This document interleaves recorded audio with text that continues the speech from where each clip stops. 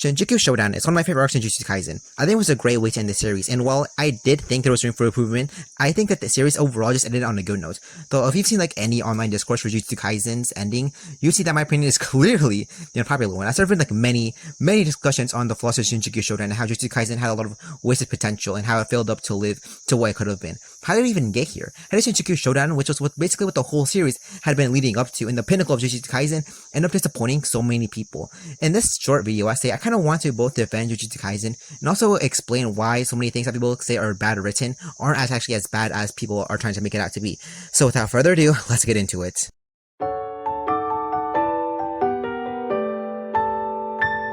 To start off, I want to tackle Gojo vs Sukuna, which is probably the most controversial part of Shinjuku Showdown. Most of the discourse that comes from Gojo vs Sukuna is the way that Gojo lost, and many people called the way that Sukuna won an ass pull by Gege. So let's start off with dissecting Gojo's loss.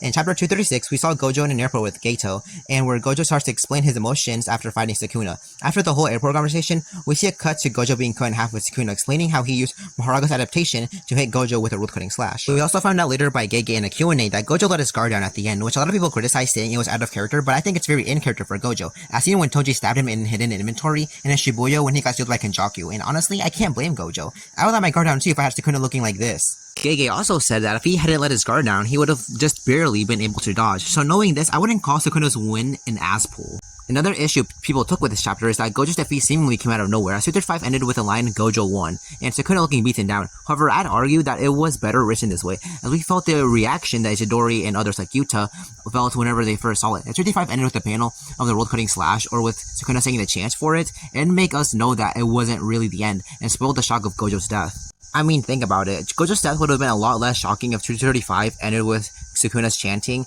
and 236 starting off with Gojo at the airport with Geto, as it would just make the readers make the assumption that Gojo died much quicker. The only other thing of note for now is that many people felt that Gojo should have beat Sukuna, which that's kind of a subjective take, but I just want to point out that Gojo himself said that he was glad to go out by a strong opponent and how it'd be embarrassing for the strongest sorcerer of today to die from old age or disease. Gojo would basically have died feeling unfulfilled, as only one person in his lifetime gave him a hard challenge. For the rest of his life, he basically never got to experience something like that again, which honestly feels a lot more sad than him going out by someone strong. But not only that, but if Gojo did beat Sukuna, we would have never gotten to see Yuji's domain expansion or Kashimo's curse technique. And speaking of Kashimo, that leads me directly into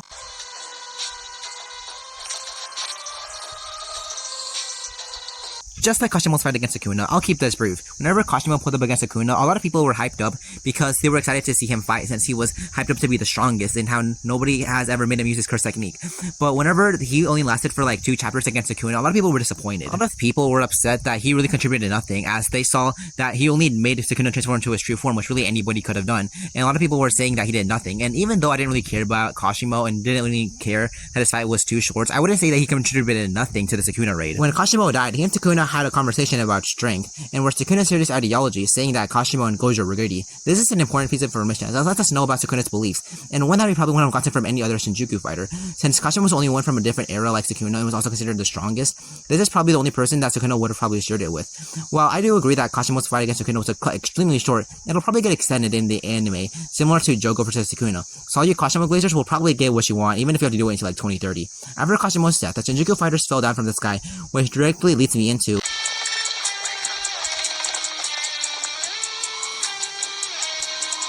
the only issue people have with this is that Higuruma's domain confiscated Komutoke instead of taking Sukuna's curse technique, which a lot of people see as an ass pull, so Sukuna wouldn't have gotten his curse technique confiscated. Honestly, I'd argue that Sukuna keeping Komutoke would have been a worse outcome for the sorcerers, and Sukuna probably would have started thinking seriously, because having a technique would be a serious disadvantage, and he probably tried to kill Sukuna to get his technique back. Well, obviously we don't know if this is true or not. It's not something that we can just rule out. Furthermore, Komutoke would have been an instant death for pretty much anyone. Kashimo only survived it because he nullified it, because his technique has electricity resistance. Even if it didn't kill outright, it definitely put them in a spot where they wouldn't be in any shape to fight.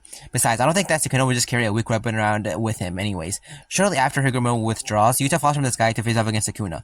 But before we can go any further, I need to talk about probably another part of Shinjuku Showdown that was most criticized, which is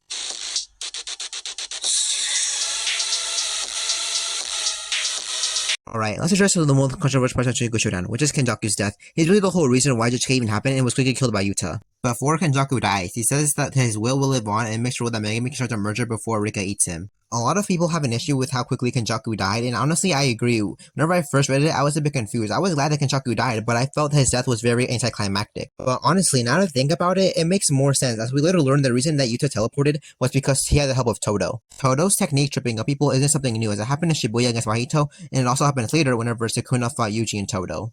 This isn't the first time a sorcerer has used trickery to beat someone, as if you remember Megumi versus Reggie, Megumi beat Reggie by making him forget about Divine Dog and then used Divine Dog to kill him. Reggie even comments on how deceiving it was. Not just that, but Kenjaku dying by tricks is kind of karma considering how he only trapped Gojo in the prison room by using his boyfriend's Geito's body. No way, Kenjaku dying to tricks feels like he got what was coming to him in a way. So honestly, I think that Kenjaku's quick defeat makes sense, as why would Yuta want to play fair when he can only manifest Rika for 5 minutes and he still had to go fight Sukuna directly afterwards?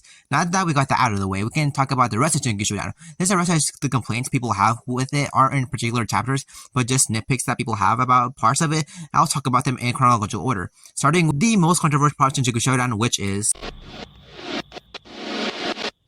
Saikyo no Rei. When chapter 260 ended with Gojo having one of his eyes covered, many people started going wild. It got just as much hype as when Gojo died in 236. Many people made theories. Was Sukuna dead and this was him seeing Gojo in the afterlife? Did Gojo sacrifice his 6 eyes to revive himself? Well, it turned out that it was Yuta using Kenjaku's technique to take over Gojo's body. The reaction was fairly positive received, as people were hyped to see the battle. But when Yuta burnt out and face planted on the ground just to resume Todo and Yuji versus Sukuna, a lot of people changed their opinion and called Gojo's revival a purely hype moment and was only done for fan service. Which just makes me want to ask the question to other people who asked this.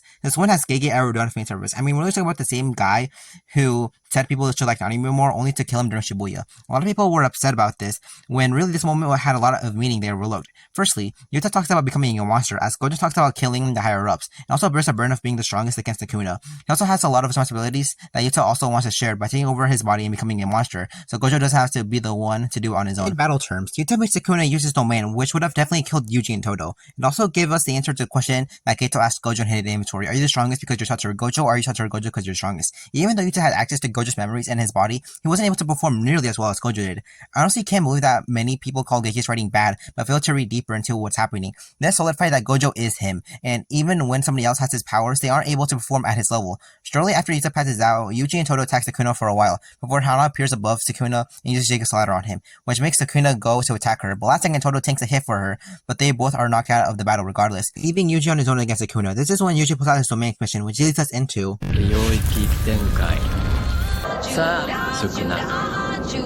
Funny enough, when Shinjuku Showdown was happening, a lot of people were complaining that it was just a fight and not a lot of dialogue was happening between characters. Yet when Yuji had a conversation with Sukuna and his domain, a lot of people were calling the chapter boring, how they wanted it to go back to the vibe. Yuji's talk with Sukuna was very important, as how Yuji finally have a one-to-one talk with Sukuna, and it showed that Yuji still saw redemption in Sukuna, even after everything that happened. Yeah, a lot of people were quick to call it boring, just because flashy fighting scenes weren't happening. Look, if you want fight scenes without plot, that's fine. You can go watch Solo Lovely, but don't speak about writing if you refuse to engage when important characters are having a conversation. People also took the issue with the fact that we weren't sure what Yuji's domain does. Why did Sukuna take the form he had when he was in Yuji? What was it called? But honestly, these questions are really just nothing, and even if we had the answers to it, it wouldn't really matter anyways. Many people also had an issue that Yuji's domain was basically talking to Yuji, but I'm confused why people were surprised that Yuji, who has always been one to see the best in people, has a domain that doesn't invoke violence. He has never been one to resort to violence. Like when Junpei attacked him and thought that Jujutsu sorcerers were evil, Yuji still wanted to help him. Yuji from the very start has always been one to care for others. Why would his domain betray who he is as a person? People just wanted flashy fights, but honestly, I'd be more disappointed if Yuji's domain was a lethal domain.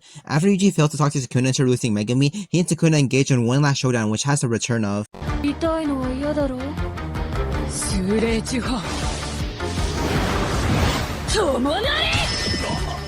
When there was a cut to Nobara saying "Rejoice, boys," and her hitting resonance on Sukuna, fans were split between celebrating her return and calling this fan service. People complained that her return just came out of nowhere and was purely her hype, but if you read the manga, you would see that her return was literally hinted back in Shibuya. When Nita treated her back in Shibuya, she said that it's not a 0% chance. The fact that her death was never confirmed is an obvious shonen trope that she'll come back. I don't know if people hate reading or if they just don't pay attention, because it's pretty well known that if a shonen doesn't show the body, then they're probably alive. Regardless, people also complained that it's convenient for her to come back, so Yuji could have laid another hand on Sukuna, and they could have at least hinted that she was going to wake up, but I feel that if it was hinted at in any way, it would have ruined the surprise. If there was a flashback of Shoko saying, "It seems like her vitals are improving," or something similar, it would have ruined the surprise and just turned into a waiting game of when she'll make a move. Honestly, it would have turned into a "I can't believe she's back" moment too. About time she woke up.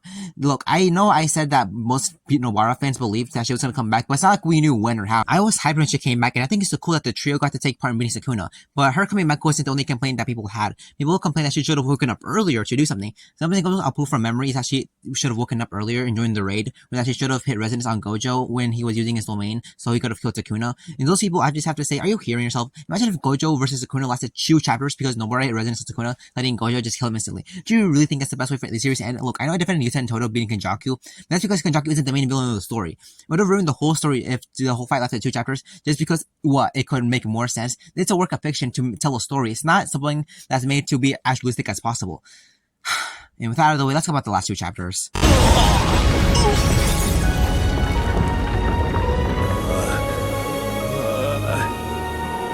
Following Shinjuku Showdown, the crew has to talk about the fight against Sukuna. Many fans thought this was a useless chapter and how it was just a waste, when literally it gives us a lot of lore and it isn't really useless.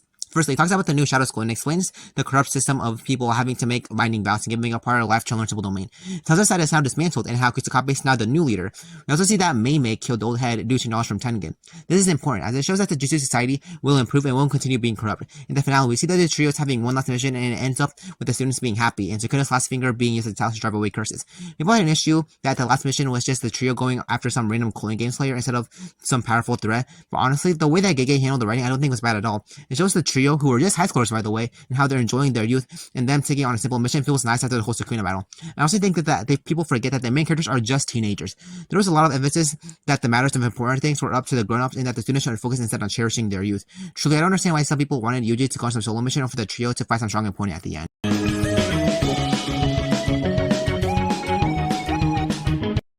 Jujutsu Kaisen had its flaws, but I honestly don't think they're as bad as people are trying to say. But why do people insist on calling JJK a waste of potential? I think this comes from people being TikTok readers. There were TikTokers who summarized the JJK chapters as they came out, and since they only summarized what was happening without going too much detail, a lot of people just took the summary as what actually happened instead of reading the actual manga.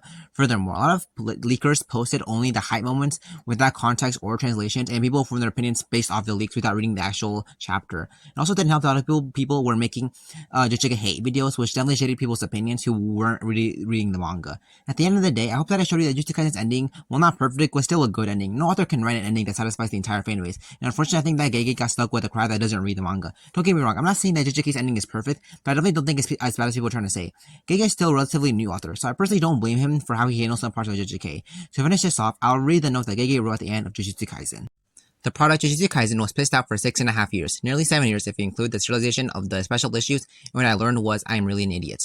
I was, of course, pushing myself to limits to pull out everything I could from my creations, and after about 3 years of serialization, my already rough personality began to become absent-minded.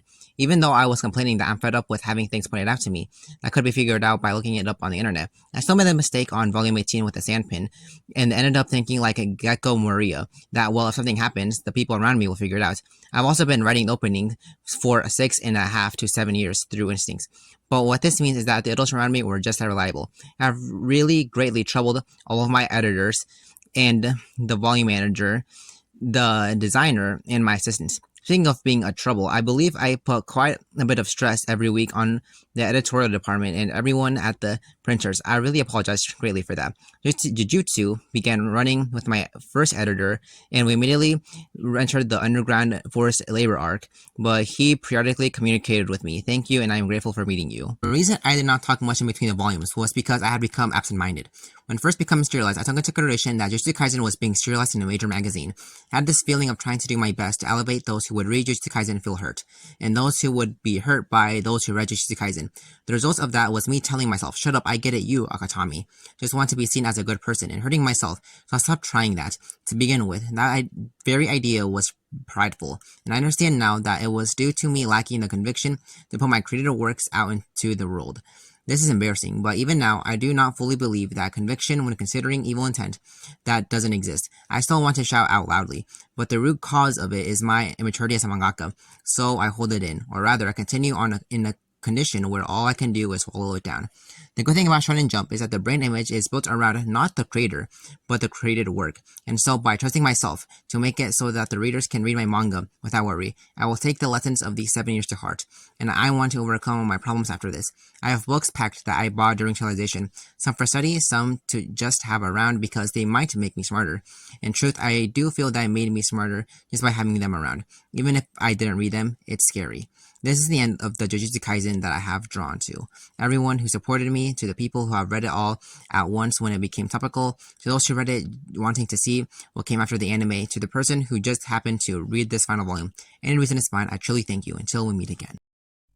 Hey, this is a quick outro. Thank you for watching. If you watched this far, please subscribe and see you next one.